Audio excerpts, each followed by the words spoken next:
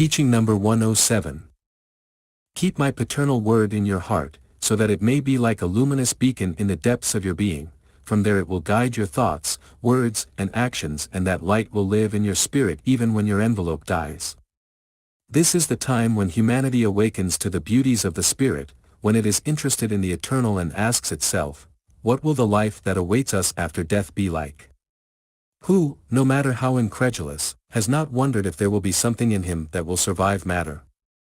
Truly I tell you that there is no one who does not sense that mystery or meditate for a moment on the unfathomable.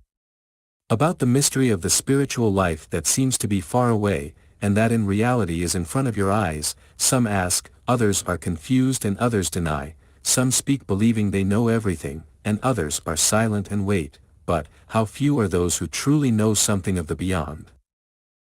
My divine Spirit, like the child Jesus, who before the doctors of the law asked questions that could not be answered, invisibly appears at this time before the theologian, before the philosopher, before those who delve into the unknown, and to my questions about the spiritual life, the one who is not silent, answers wrongly.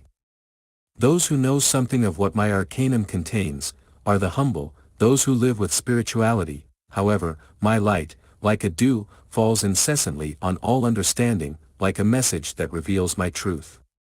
If I ask those who claim to possess my law and my doctrine which of my prophecies have been fulfilled and which have not, they would not respond satisfactorily either. This is the time when the embodied spirit and the disembodied spirit seek each other and approach each other, the abyss that exists between one and the other begins to disappear, and when the spirits of all the worlds manage to embrace each other with true love, it will be the glorification of the Father in each being. Today the ignorance of humanity still causes me pain.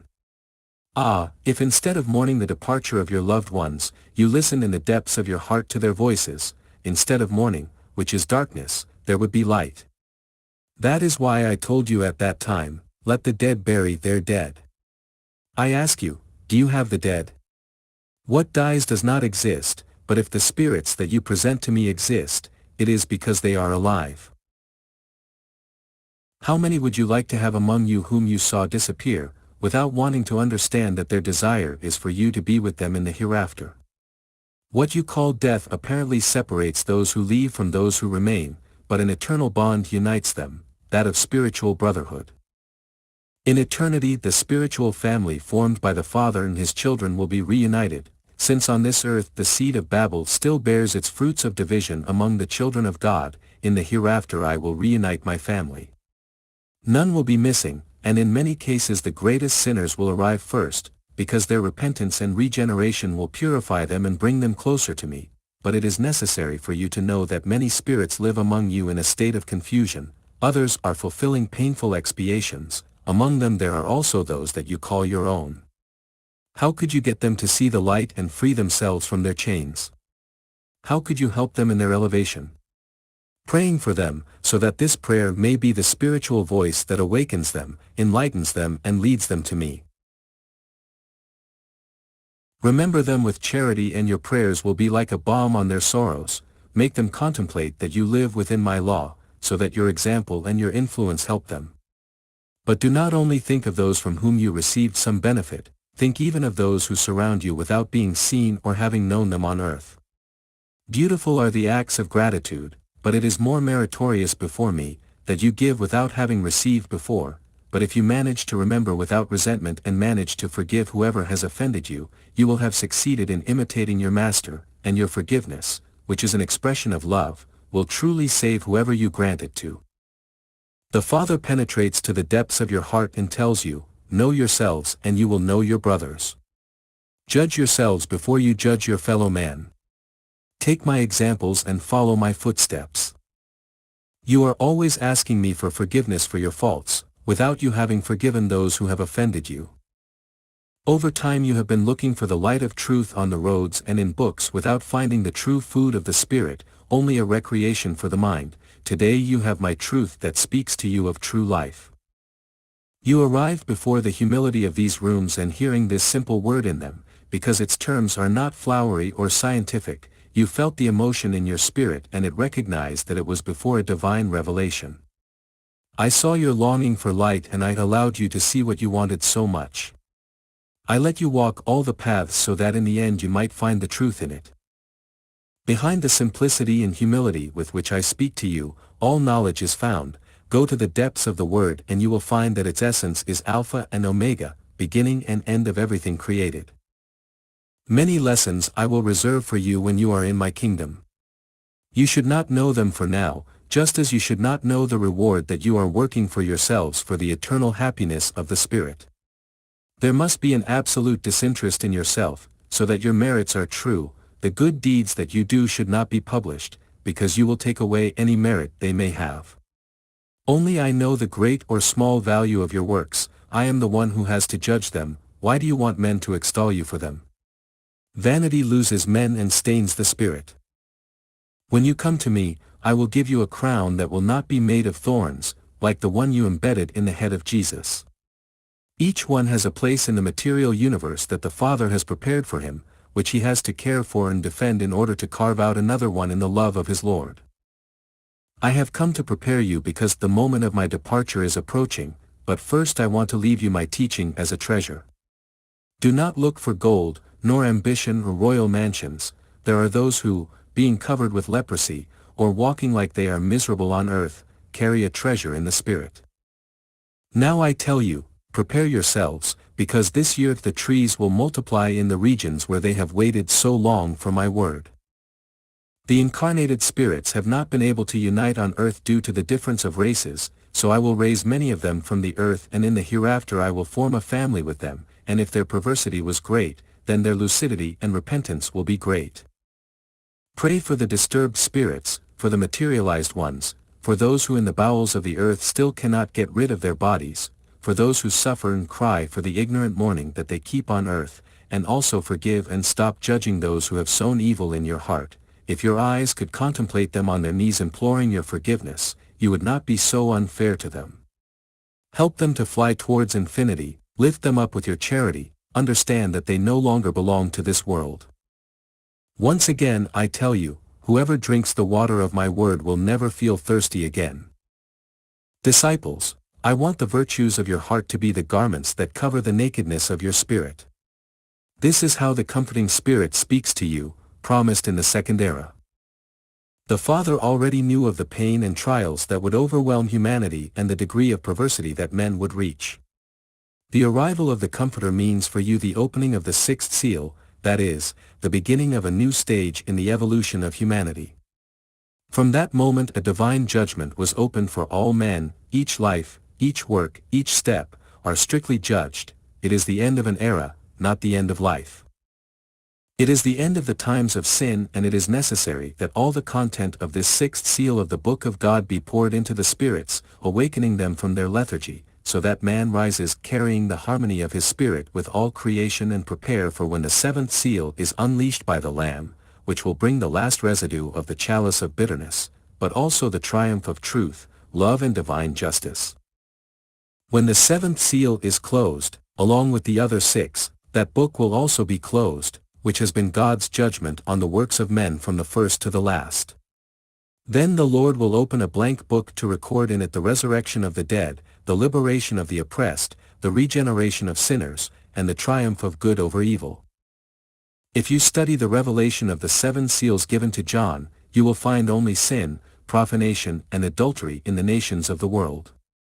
There is the history of your wars, of all the miseries and tribulations that men have suffered because of their infidelity and their weakness, and the justice that has followed each one of your works.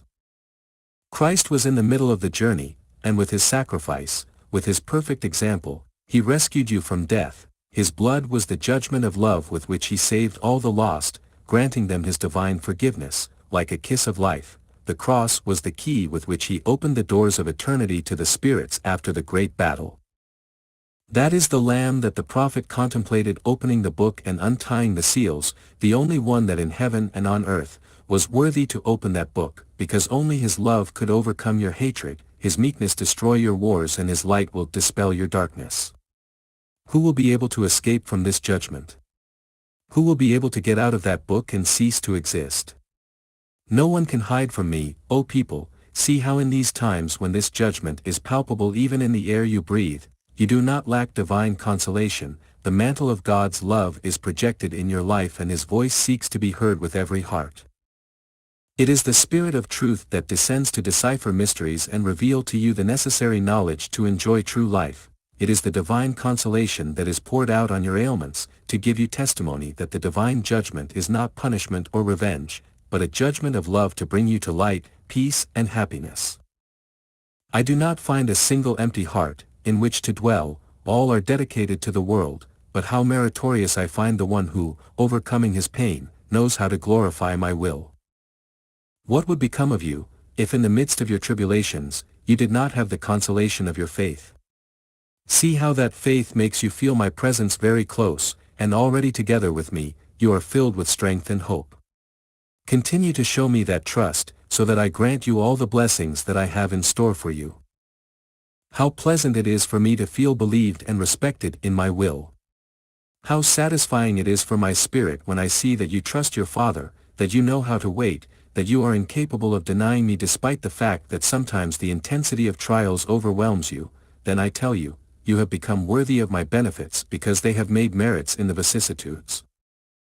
Forge your spirit in the great battles of life, as that people of Israel was forged in the desert.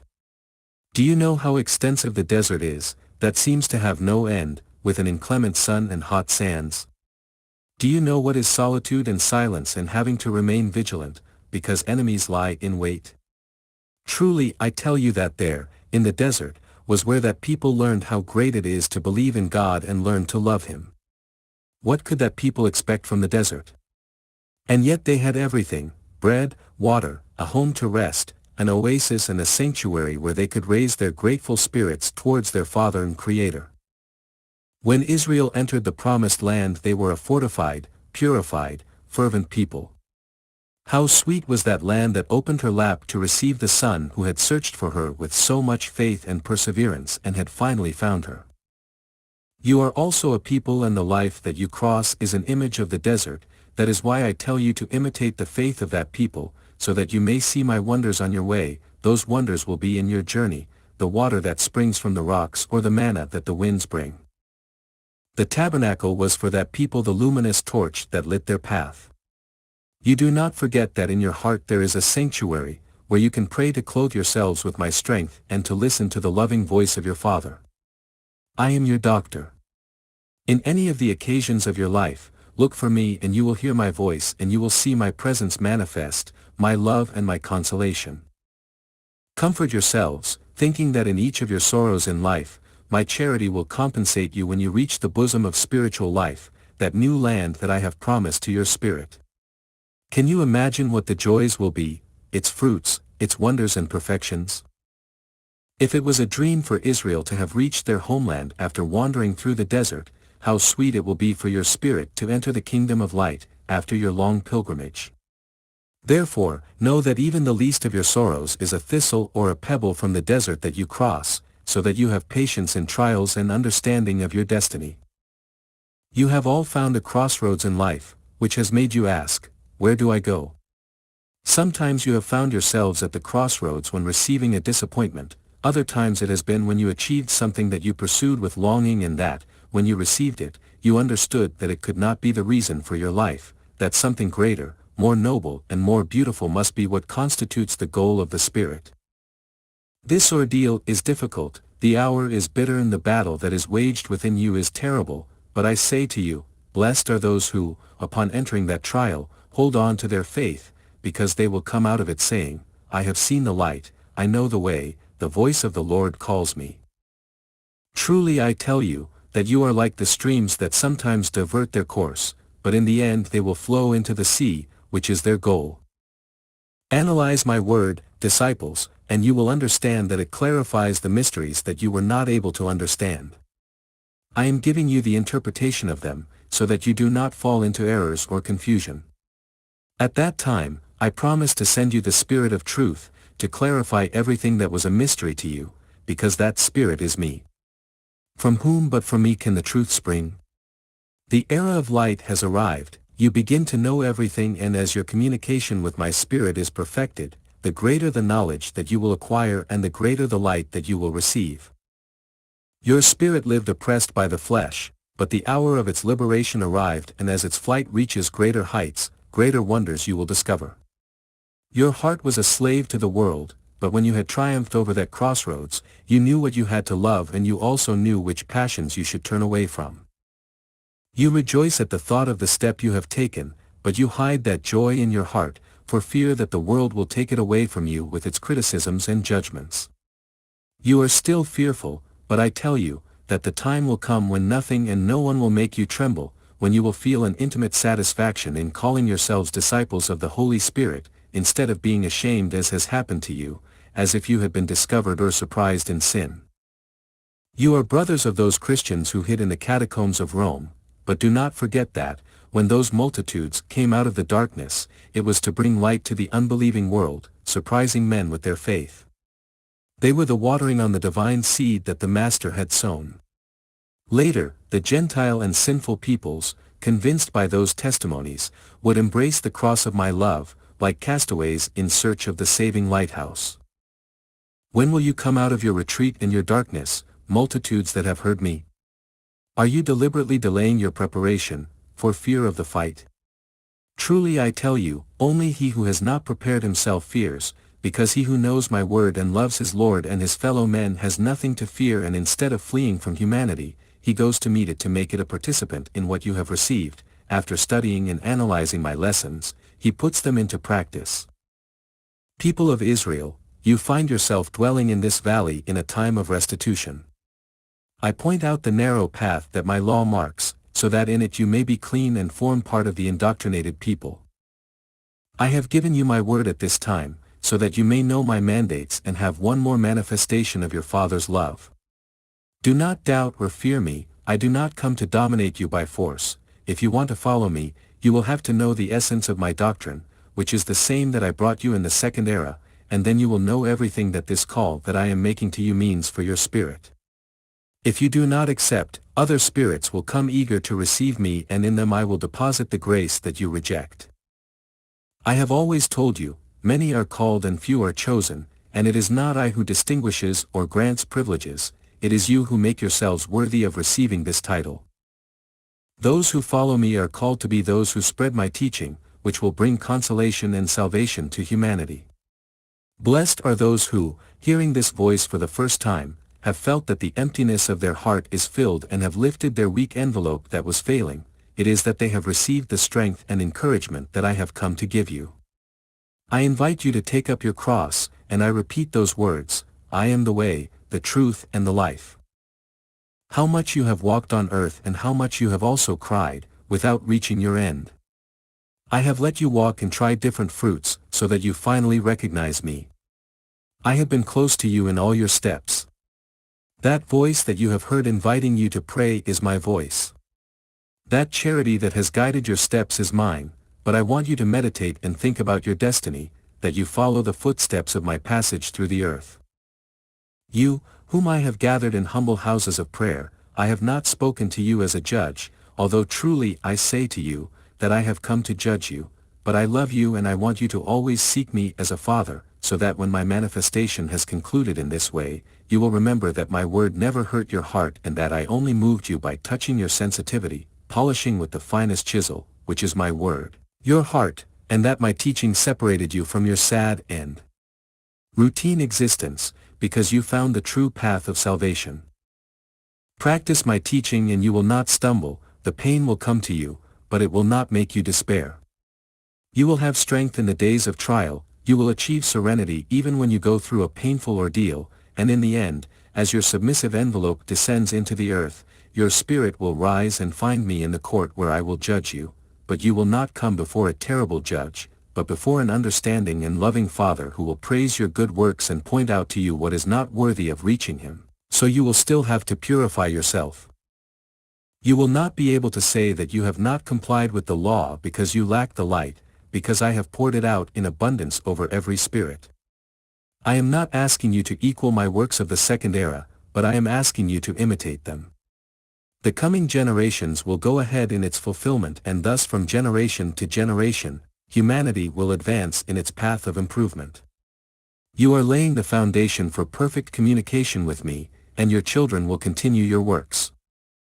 If you were judged because of my doctrine, do not be intimidated by that judgment, do not be ashamed of being my disciples, remember those who followed me in the second era and strengthen yourselves with their example.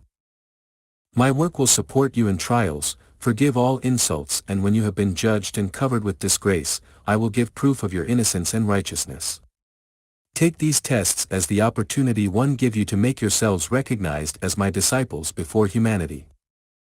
Seek eternal life, and in it you will find peace. Let your brothers judge you unjustly. The times of persecution that I have announced will come, and by that time you must already be strong and trust in me. And when bread is scarce and work is denied, you will not starve. Pray and work for the salvation of your brothers, then you will see that the spiritual ideal feeds you, and you will understand those words in which I told you, man does not live by bread alone, but by every word that comes from God. My peace be with you.